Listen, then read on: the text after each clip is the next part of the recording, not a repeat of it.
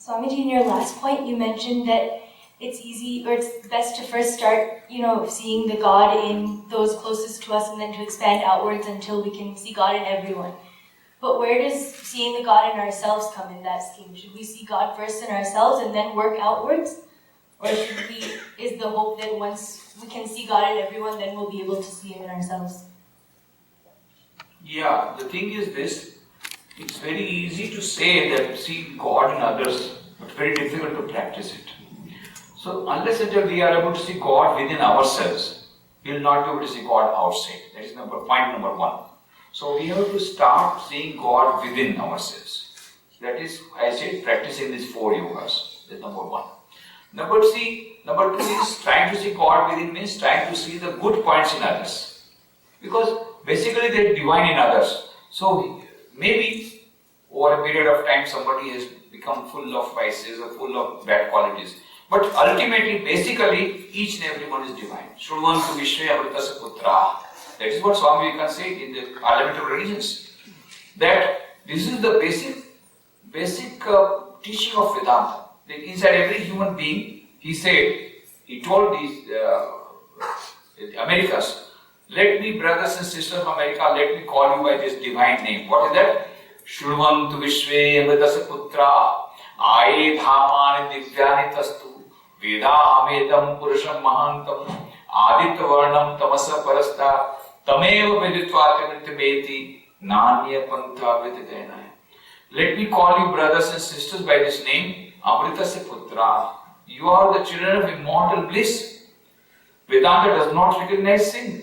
It recognizes error. And the greatest error you are making when you are calling yourself a sinner.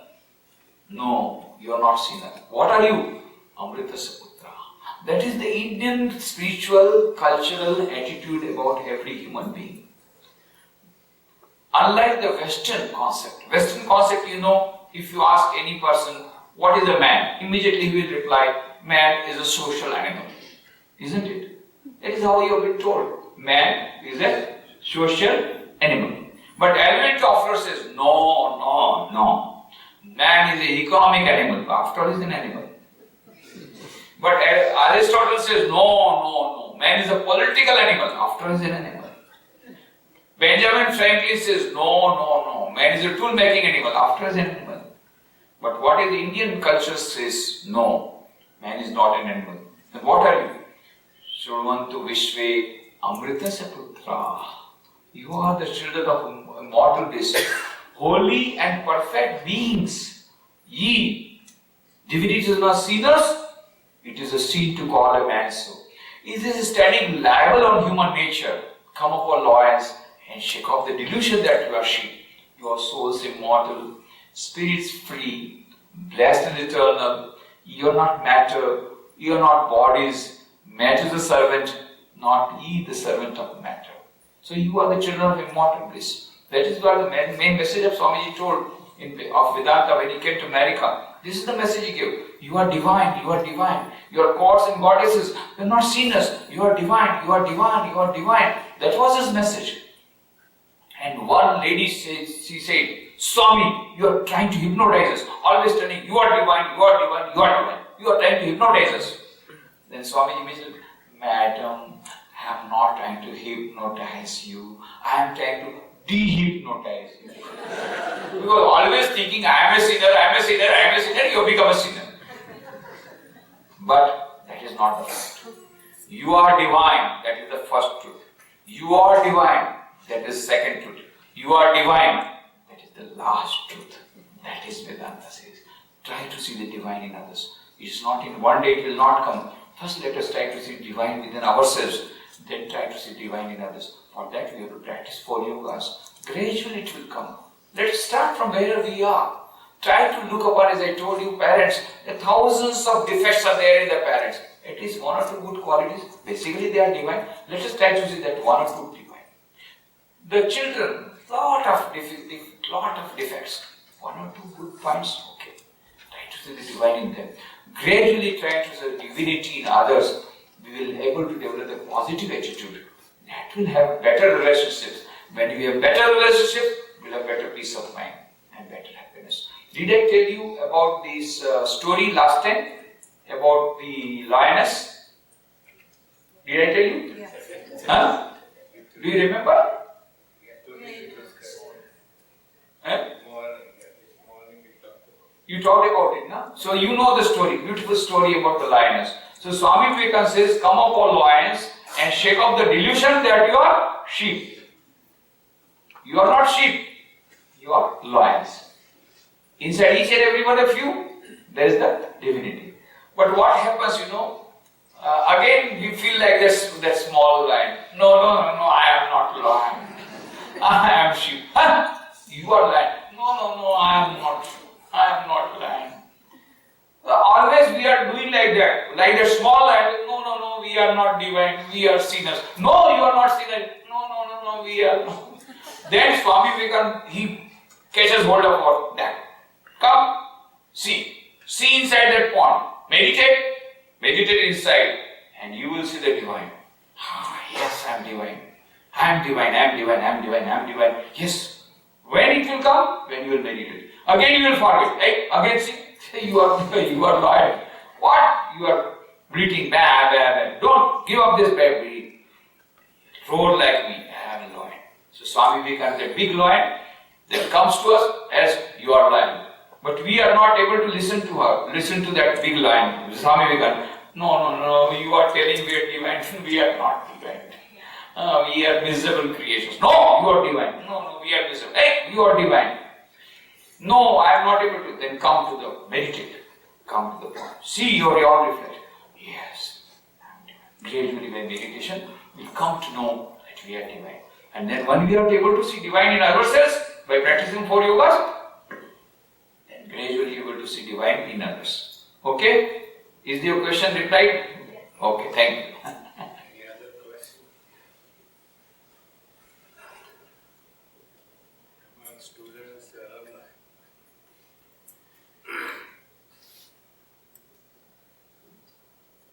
all your questions are answered.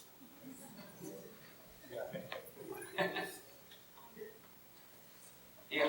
We had just recently spoken about practicing Raja Yoga, Bhakti Yoga, Karma Yoga, and it's a great, I think these are all great ideas to put into practice, but how do you discipline the mind to actually do those actions or go forth with those actions instead of just speaking about them? How to tell the mind to practice both yoga. Yeah. To inspire the mind. To inspire the mind. You tell your mind, my dear mind, you want happiness or you want suffering? And if the mind says, I want to suffer, okay, then you suffer. But if you want happiness, then your happiness is already there. But I am not getting it. You will be able to get it. You already got it, but you are not able to realize. Why? Because there is a screen of ignorance. Then how to remove the ignorance? By these 4 yogas. So you tell your mind, if you want happiness, then practice these 4 yogas. If you don't want happiness, don't practice the 4 yogas. Very simple, isn't it? And how much happiness you want? I want infinite happiness, then you have to practice the 4 yogas. How much joy you want? Infinite joy. How much knowledge? Infinite. Then you have to practice these 4 yogas. But it will come gradually, it will not come in a day. But gradually, the more you practice these 4 yogas, the more you will become happy in everyday life also. It will help you in everyday life also. Supposing you are practicing meditation, what happens? When you are practicing meditation, you will get contemplation, you will get tranquility. When you are getting tranquility, you will not become so angry. You will become angry, but you will be able to control your anger. Why? Because you got peace within your mind. You will be able to control your anger. This will help you in daily life. Supposing you didn't get good marks in the examination and you become miserable. But if you are practicing 4 yogas, yes, this is a temporary failure. Success, failure, happiness, peace, happiness, misery, these all will come by turn. But I am beyond that. Gradually this witness idea will come to you. And that will give you the power of withstanding the failures in life, of facing the problems of life, and also practicing this concentration, practicing the control of mind. Gradually get more and more control over your mind by practicing these 4 yogas. It will not come in a day, but it will come. You will be able to get more concentration. Why Swami Vivekananda had so much power of concentration? Because he was meditating right from childhood. With that power of meditation, he could get so much of concentration. He could get so much of control over mind. Because he was practicing meditation. So these 4 methods will give you more power, more mental power also. That is how it will help you. Okay? Very nice question.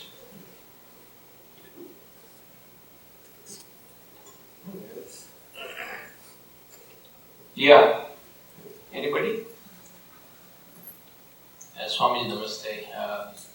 My question is kind of 2 parts. The first part is a request. You had said some of us have missed out the trip to Baroda. That means you're not going to be hosting any more of the youth conference anymore. Whenever you are ready, I am ready. Anytime, I am ever ready. You tell tomorrow you are coming, I will make the arrangement. For me, youth conference is not a big problem. As I told you, every month we are having youth conference. We will simply call it international and invite you. Already we are making every day.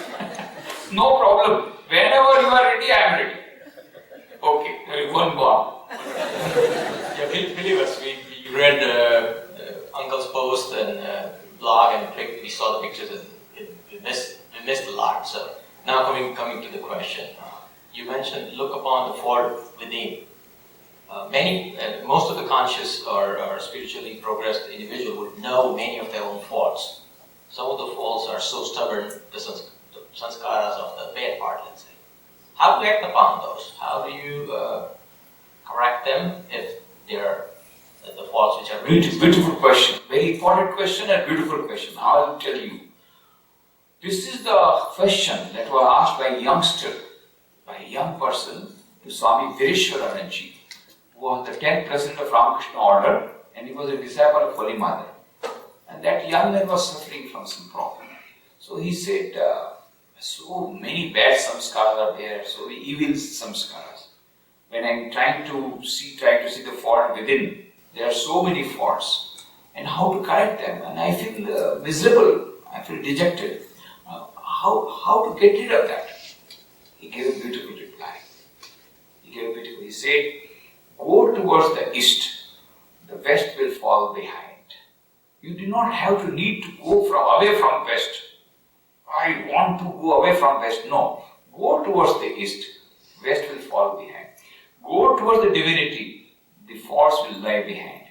Go towards the positive role, positive direction, and negative will lie behind.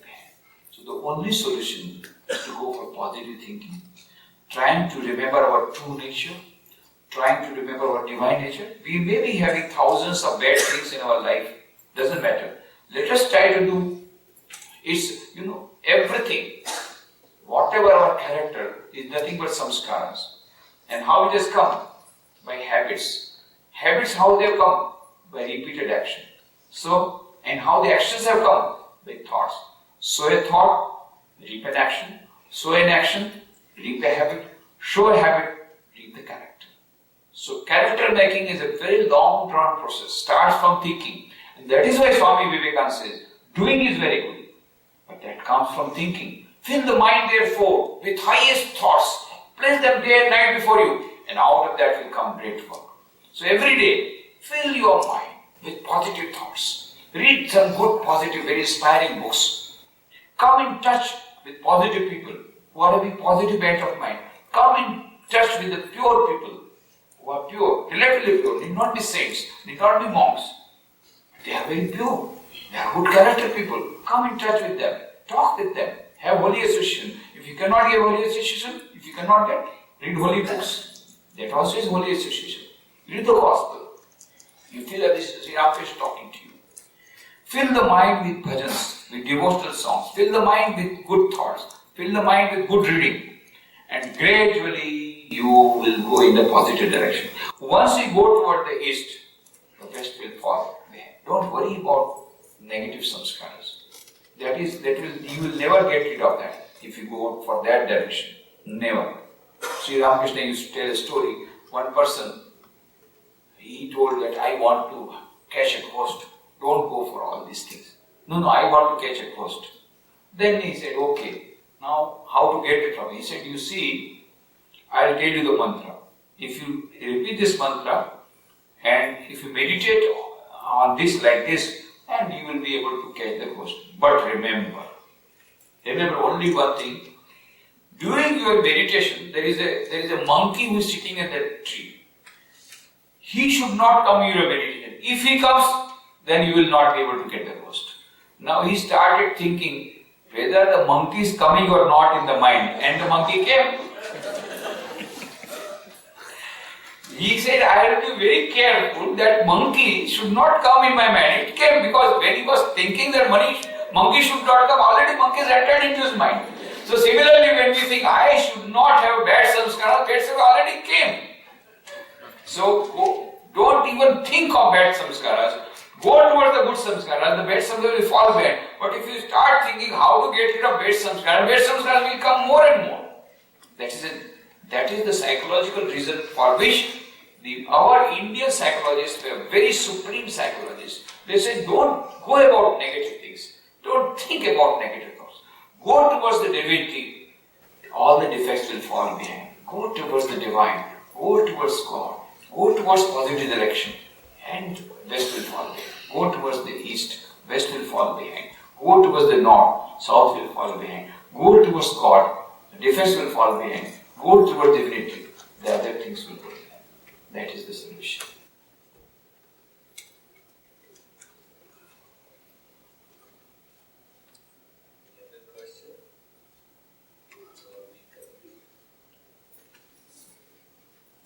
Any other question which was unreplied by the youngsters? That youngsters, those who came there, you were asked many questions.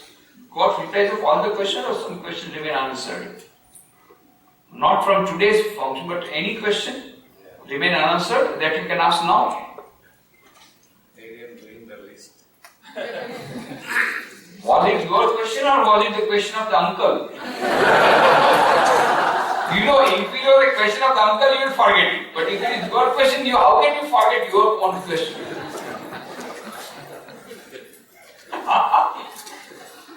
They were not my questions, but they created questions to ask next.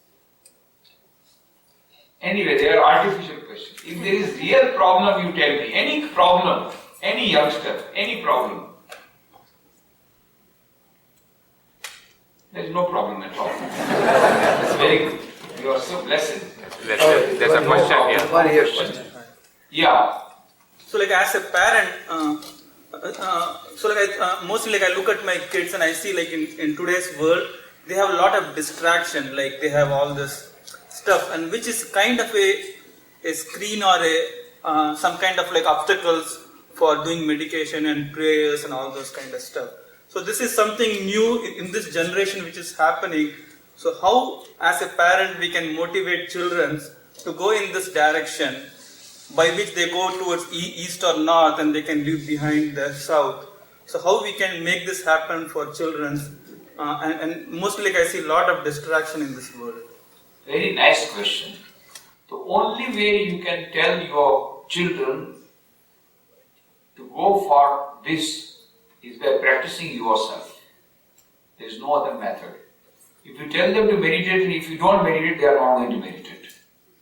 So, in your family, you should practice. You tell the children you must speak the truth. And when somebody guest is coming, you tell the guest that he is not there in house. And the child also is so very simple. He says, your father says father is not there. Papa says Papa ઘરમાં નથી. એ બિચારો તો એટલો ડાયો છે એને એ કહી દીધું પપ્પાએ કીધું છે પપ્પા નથી. So if you tell like that, tell the child that you should tell this untruth. At the same time you tell never speak an untruth. Always speak the truth. At the same time you tell the child to speak untruth. You are not going to get that. So we have to practice what we preach. Now the children are so intelligent and they are like monkeys. They learn not by preaching, they learn by your action. You throw the topi, cap, they will also throw the cap. If you don't throw the cap and you tell 1,000, hey, throw your cap. They are not going to listen to you. You throw your cap. You tell them, you meditate, but you don't meditate. They are not going to meditate. So the best way for the parents is, in every family, there should be a time. You see, you don't have any in America particularly, in India also same thing has come, the life is so fast, you cannot have lunch together. At least try to have supper together. Praying together, eating together. That's what I have told. And before dinner or before supper, you must pray jointly. So, when all the people are praying together, gradually it will make a habit on them. And when they pray together, then they will get the little taste of prayer, taste of meditation, and then you eat together.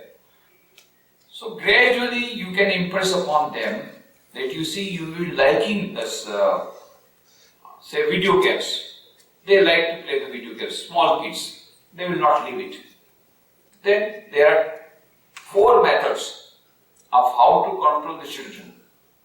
Or how to control anybody, there are 4 methods. Sam, Dam, Danda and Bhed. This is our coding. First is Sam. Sam is Samjao. Try to make them understand. You see, if you do like this, you will get better marks in the examination, and this and that, and like that. Dam. Dam is some sort of motivation, incentive scheme. You see, if you get so much percentage, you get a mobile. Or whatever it is. So this is, if you stop this thing, then you will get this thing. That is Dam. Motivation. Incentive scheme. Danda. If you do like this, if you don't do this, you will get this. If you do like this, you don't get this. Punishment. The small punishment. And Bhed. Don't talk to them. You are separate, I am separate. Within 3 days, they will fall down at your feet. Bhed. So there are various methods. First important method is trying to have a dialogue with them. What exactly? I will tell you my experience. I went to a village. Now I go to so many places, talking to the children, talking to the youth and all that. But I had a very big problem when I went to a particular, village. And then somebody brought me a small girl. Now they told, this girl does not come to the school. And we are telling her, and she is not getting motivated. She is not coming to the school at all. What to do? Village girl, maybe 8 or 9 years old. She is not coming to the school. Now that I had a very tough problem. If he or she is little elderly, I can talk to him. Now she doesn't understand also language. She is from the village, first of all. She doesn't know also how to talk. She doesn't understand anything. What to do? Then this was a challenge for me, but I can't accept the defeat, before me. So I called the girl. Hey, દીકરી અહીંયા તું મને એક વાત કર.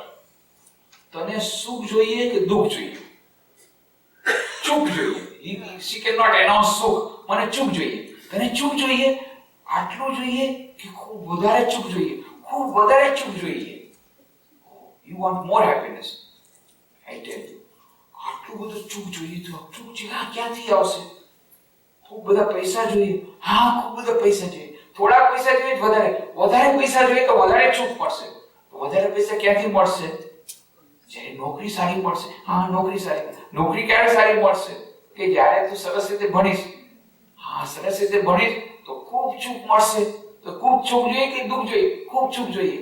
તો ભણવું પડશે. હા, હું ભણીશ.